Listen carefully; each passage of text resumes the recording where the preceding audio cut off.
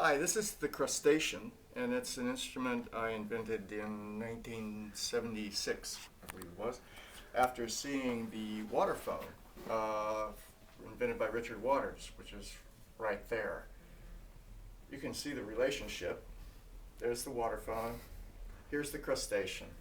The crustacean is one of a type of instruments that are called space plates, and these are, generically speaking, plates of stainless steel or steel which have bronze brazing rods brazed to them, and the plate sits atop inflated balloons that sit in little cardboard paint buckets, which are then sitting inside of a plywood stand with holes in it, and there you go.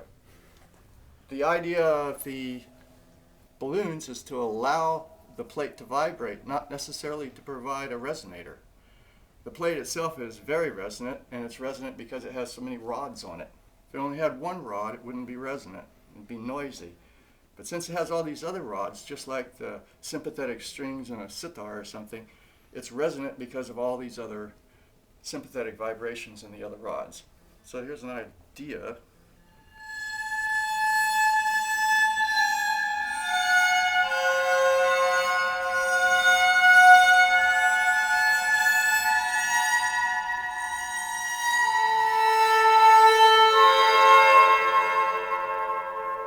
And there's very deep tones, which are like longer rods.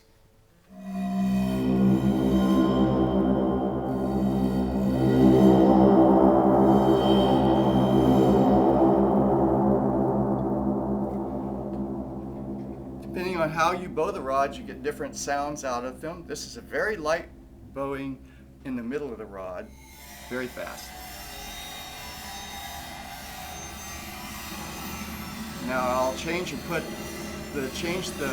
where I'm bowing, and now I'll change the speed, and now I'll change the pressure.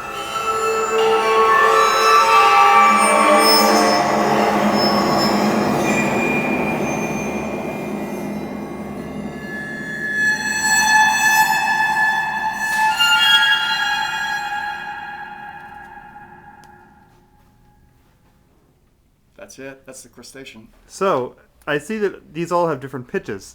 Yeah. How do you figure out which pitch is going to be where? They have a curious harmonic scheme, the rods. Their harmonic series, first overtone is an octave and a tritone, mounted at one end. So it's a very odd kind of set of harmonics, but each rod has a number of tones in it, and you excite those tones by the technique that you bow the rod with. So that has to do with speed, pressure, and location. And those variables are used to bring out different tones within the same rod. It takes some kind of sense of feel about it. You feel when the rod's vibrating, where, and whatnot. And so it becomes a very kinesthetic experience to play. Sort of like playing a wine glass then. Yeah, exactly. You feel when the tone is about to speak. It's not like bowing a string. You have to put considerably more pressure, but not considerably more, but certainly some. And you sometimes pluck these too, right?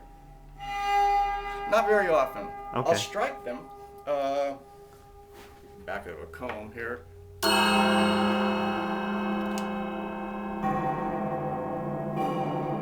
They sound like church bells sometimes. And what do the ears sound like when you play the ears? These guys, little antenna, they're very deep.